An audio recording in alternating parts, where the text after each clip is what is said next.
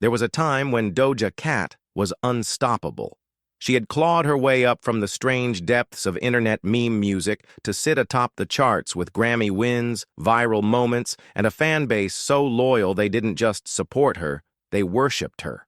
They called themselves kittens, wore her merch with pride, defended her in every online thread, quoted her lyrics like gospel. Doja wasn't just a pop star, she was a phenomenon, a voice, a vibe, a walking contradiction who made being chaotic look like an art form. She was weird in a way that felt real, funny in a way that felt honest, talented in a way that couldn't be ignored. But the thing about building your empire online is that the internet is not a foundation. It's quicksand. And when it turns on you, it swallows you whole. In 2023, everything started to shift. It wasn't sudden. It wasn't one tweet. It was a slow drip of disdain, a growing tension between the pop star and the people who put her there. At first, it was subtle. Fans asking why she seemed different, why her tone had changed, why her posts felt colder. Doja, once deeply online, had grown distant. Her tweets got sharper, her lives more erratic, and the jokes she once cracked. With love now came with a bitter bite, and then the dam broke. One fan, probably meaning no harm, tweeted at her, "Say you love us." It should have been a moment of connection, a simple nod to the thousands who had spent years lifting her up. But Doja didn't say it. Instead, she replied coldly, "I don't even know y'all." The internet froze. That one sentence felt like betrayal, the kind that cuts deeper than any scandal, because this wasn't some leaked video or paparazzi rumor. This was her, in her own words, disowning the very people who had made her famous. The backlash was immediate. People unfollowed in waves. Some deleted fan pages that had been active for years. Others made emotional TikToks, crying as they explained why they could no longer support someone who clearly didn't care. The threads got vicious. The girl who once ruled the internet was being torn apart by it. It wasn't just that she said it, it was how she said it. No sarcasm, no wink, just a raw, unfiltered statement. I don't love you. I don't know you. And I don't owe you anything. And maybe in a twisted way she was right. Maybe celebrities don't owe their fans love. Maybe they're allowed to set boundaries. But timing is everything, and tone is louder than intention. For a generation raised on parasocial relationships, where fans don't just follow artists, they feel connected to them. Doja's words didn't just sting, they shattered the illusion. They broke the unspoken bond. The idea that fame is a two-way street, that love from fans deserves at least a thank you in return. But this wasn't just about one tweet. It was a buildup of contradictions. A star who had once begged for attention online now scolded those who gave it. A woman who had played into internet humor now acted annoyed when people laughed. A performer who once embraced her fans with chaotic love had become someone who mocked them publicly. She had changed.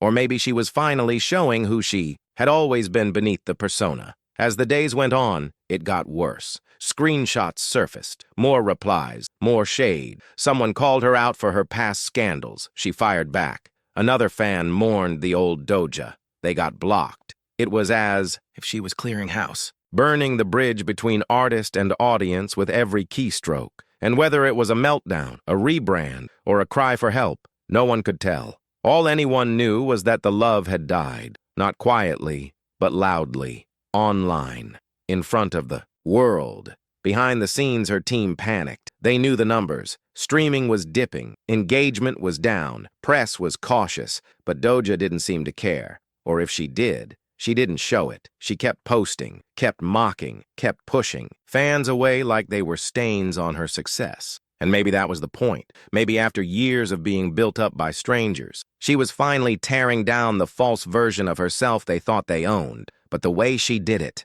public, cold, cruel, left scars that wouldn't fade. This wasn't just a pop star being rude. This was a rupture, a cultural moment, a reckoning, where the lines between fandom and fame were redrawn, painfully, in real time, and Doja Cat, for better or worse, was at the center of it, not as a victim, not as a villain, but as a mirror, reflecting the uncomfortable truth that the pedestal we place our idols on is also the place where we watch them fall.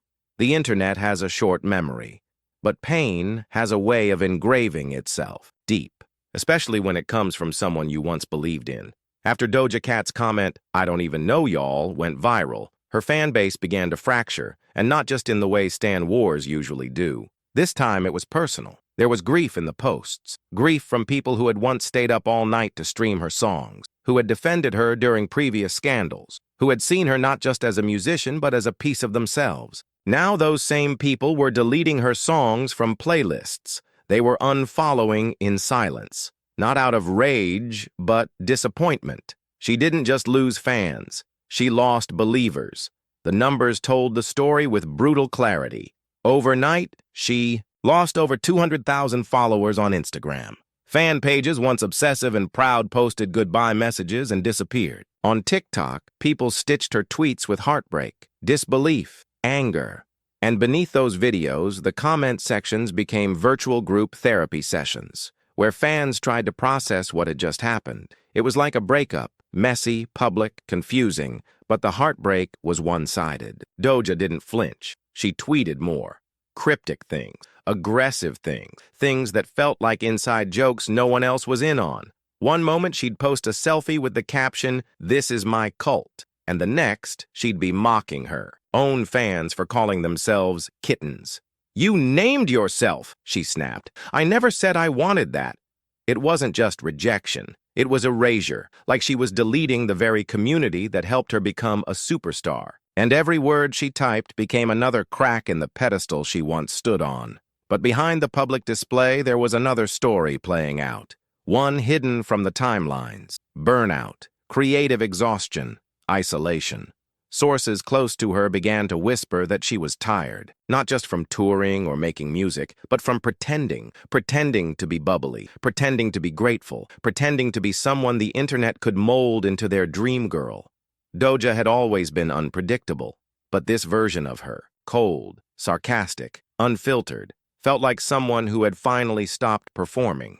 Fame had never been gentle with her, from the moment Say So exploded during the pandemic. Her life had gone from fringe fame to international obsession. She was on every stage, every show, every award circuit, and the internet wanted more memes, more TikToks, more chaos. She became the main character on platforms designed to devour main characters. And in return, she tried to give them what they wanted. She danced, she joked, she overshared. She performed until the line between Doja the artist and Doja the product completely blurred. But every performance has an end, and in 2023 it seemed like she had reached hers. She wasn't tweeting to provoke. She was tweeting like someone finally ripping off the costume. And what lay underneath wasn't cute or quirky or memeable. It was messy, angry, maybe even a little broken. The media, of course, had a field day. Headlines screamed about her meltdown, implosion, disrespectful behavior. Think pieces emerged overnight. The fall of Doja Cat, why we shouldn't stan celebrities. When parasocial bonds break, everyone had an opinion, and few offered grace. The same outlets that once crowned her the queen of internet pop were now documenting her downfall in real time, and still she didn't stop. On Instagram Lives, she rolled her eyes at the outrage. She questioned the concept of fame. She said fans were obsessed with a fantasy. "I'm not your friend," she said plainly. "I'm not your hero. I make music. That's it." It was the kind of brutal honesty that artists rarely say out loud, and maybe that's why it hurt so much. Because somewhere deep down, her fans knew she was right. They didn't really know her, but they wanted to, and she had let them believe they could. The dissonance was staggering. Here was a woman, one of the most talented artists of her generation, choosing to detonate the very system that had made her rich, famous, adored. But the explosion had collateral damage. Real people, real feelings. People who had tattooed her lyrics on their skin. People who had found comfort in her weirdness. People who had seen her as a beacon in a culture of sameness. And now they were left staring at the smoke, trying to understand what had happened. What was this? A rebrand, a breakdown, a rebellion. No one knew for sure. Maybe it was all of those things. Maybe it was none. But what was clear was this: Doja Cat wasn't just shedding fans. She was shedding her skin. And in the process, she was daring the world to see her, not as a star, but as a person, a person with edges, with shadows, with limits, and whether the world would accept her like that or crucify her for it. Was the story still being written? Doja Cat had always danced on the edge of chaos. It was part of her allure. She was unpredictable in a way that felt magnetic. An artist who didn't just push boundaries. She laughed at them. But in 2023, that edge had become a blade, cutting deep into the very fan base that once protected her like a fortress. And the world was watching it happen, not behind closed doors, not in some leaked document, but live, tweet by tweet, post by post. Disappointment turned to outrage. Outrage turned to confusion, and confusion turned to distance. The once buzzing fandom had grown quiet. The timeline wasn't full of memes and support. It was full of reckonings. There was a moment, a few weeks after her infamous tweet, when it all felt like it might crack open completely. Doja went live, sitting in low light, phone held close, her eyes shadowed by whatever was weighing on her. She didn't cry. She didn't apologize. She just talked, bluntly, rawly, almost like she wasn't sure anyone was listening. She said fame was a sickness, that the internet had made her into something she didn't recognize, that she didn't want to smile for people anymore. And then with a shrug, she said, "If you don't like me, leave. I'll still be here." And people did leave, by the hundreds of thousands, on Instagram, on TikTok, on Twitter. The fan pages that once updated hourly now sat abandoned. Spotify numbers dipped slightly, then stabilized. Her music was still streamed, but the fever was gone. The devotion had dried up. What was left were the core fans, the ones who had always seen her more clearly, or maybe the ones too numb to care. But the ecosystem had shifted. The idol was no longer untouchable.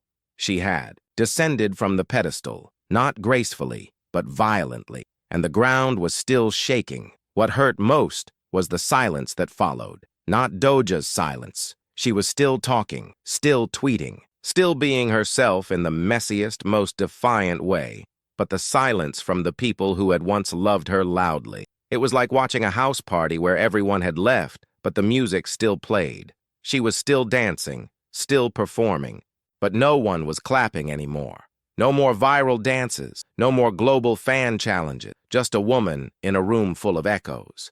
Industry insiders debated her fate. Would she bounce back? Could she recover? Some said yes.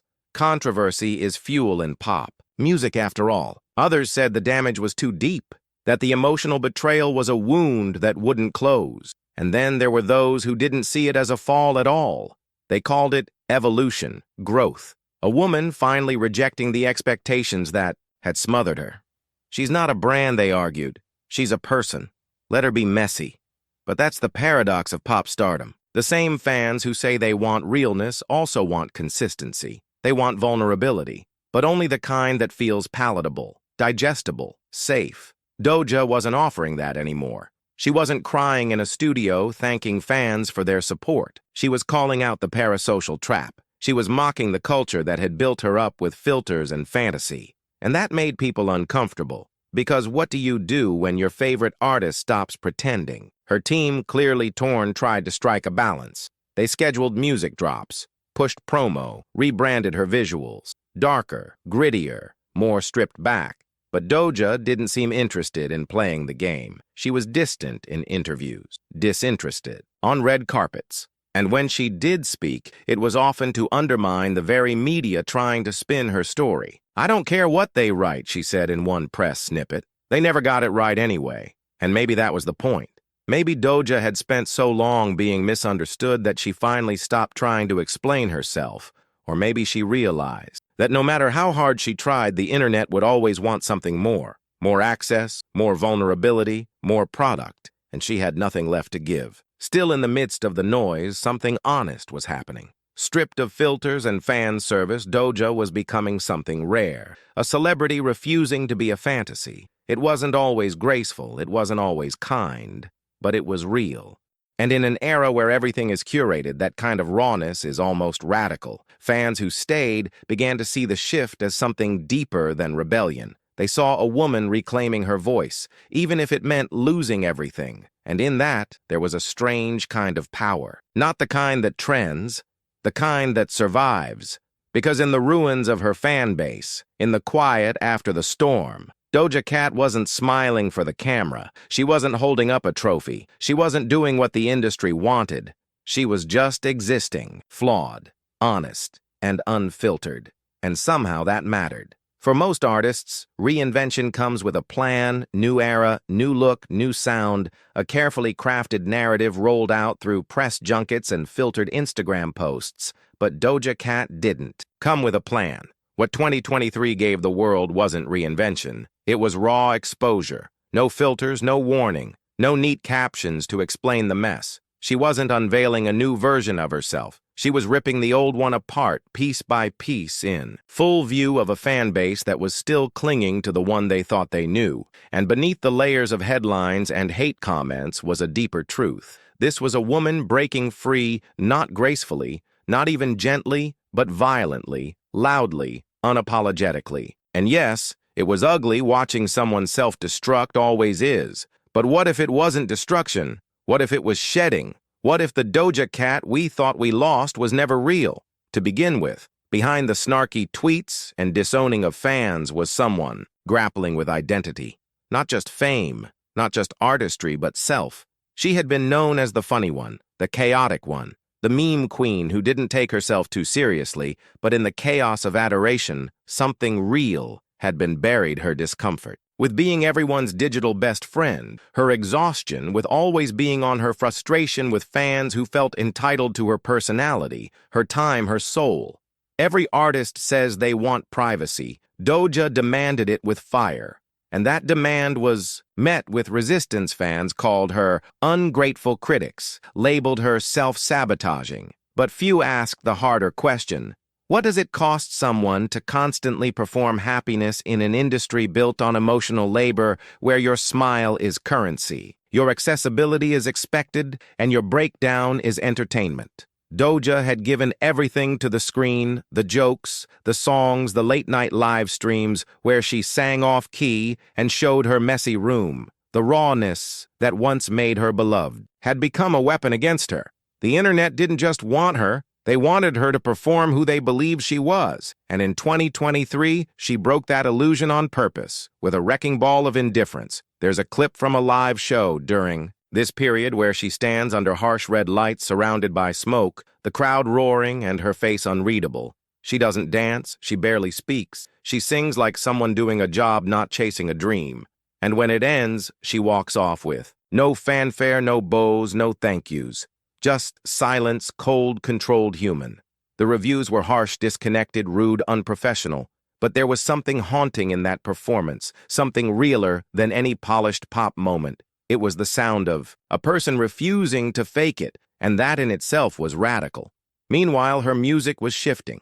The bubblegum pop had faded. The sound grew darker, experimental, raw songs filled with cynicism, pain, irony, lyrics that bit back at fame, that taunted the industry that refused to be cute or safe. She wasn't making hits anymore. She was making statements, and while some critics praised her for growing up artistically, others called it career suicide. But Doja didn't flinch, not anymore. The girl who once joked her way through interviews was now saying less and meaning more. She stopped showing up at events that didn't serve her. She stopped playing nice for headlines. She let the bridges burn, and in the fire, you could see the outline of someone trying to reclaim her power not through control, but through release. There's something deeply painful about watching an artist confront the machine they helped build. Doja wasn't an outsider to fame. She was a product of it. She had gamified the internet better than anyone. She rose on the backs of viral moments and fan-driven obsession. And now she was rejecting the very thing that made her. That kind of rebellion comes with consequences, but it also comes with clarity in the quiet. There were still those who stayed fans, who didn't need her to be perfect, who understood that boundaries are not betrayal, who didn't want a fantasy, they wanted truth. Even when it was hard, and Doja, through all the flame and fallout, was finally telling her truth, not sweetly, not softly, but on her terms. And maybe that's what liberation really looks like. Not applause, not acceptance, but walking away from the stage before it eats you alive. She was no longer trying to be loved. She was trying to be free. The echo of applause fades fast when you stop clapping along. And that was the lesson Doja Cat seemed to learn the hard way and then embrace even harder. By the end of 2023, she was no longer the darling of the internet, no longer the playful siren. Of TikTok's soundtracks, they had dried up. The fan pages had vanished or turned bitter. The silence that followed her public rebellion wasn't filled with regret. It was filled with clarity. She had torn down the illusion. And now she was standing. In the wreckage, breathing for the first time in years, what remained was a version of Doja that didn't need permission. She wasn't looking for forgiveness. Nor did she pretend to offer an apology. Her story wasn't one of redemption in the traditional sense. It was not crafted by handlers or dressed up for cameras. It was messy and jarring and uncomfortable to watch. But that was the point. Doja wasn't here to make people feel good anymore. She was here to tell the truth, even if that truth made people walk away in the absence of mass adoration. Something rare started to happen. Her music took on a new life. Without the distraction of viral dances and fan theories, people began to actually listen. The lyrics cut deeper. The production choices were bolder. Her voice, once described as quirky or playful, now felt sharp, grounded, and haunting. This wasn't the Doja who giggled through interviews. This was a woman with something to say, and she was done translating it into digestible sound bites. Critics, once unsure how to frame her transformation, slowly began to understand she wasn't killing her career. She was killing the version of herself the world had created, the puppet, the icon. The idea what emerged instead was a woman scarred by fame, exhausted by performance, and finally brave enough to let it all fall apart in public. Not everyone liked it, but the ones who got it, they saw something revolutionary. Because what Doja did in 2023 wasn't just controversial, it was terrifying. In its honesty, she ripped the heart out of celebrity worship and held it up for everyone to see. She challenged the idea that artists owe fans constant gratitude. She questioned the price of access, the toxicity of parasocial love, the expectation of emotional labor from people who never asked to be your hero. And in doing so, she broke a mirror we were all too comfortable looking into. There were no grand finales, no final apology tweet, no media redemption arc. Just a woman growing more silent, more private, more intentional. She stopped tweeting as much. Her Instagram became sparse. She disappeared, not because she was canceled, but because she had finally canceled the performance. And in the quiet that followed, something settled. The chaos was over. The storm had passed, and she was still standing. Was she loved the same?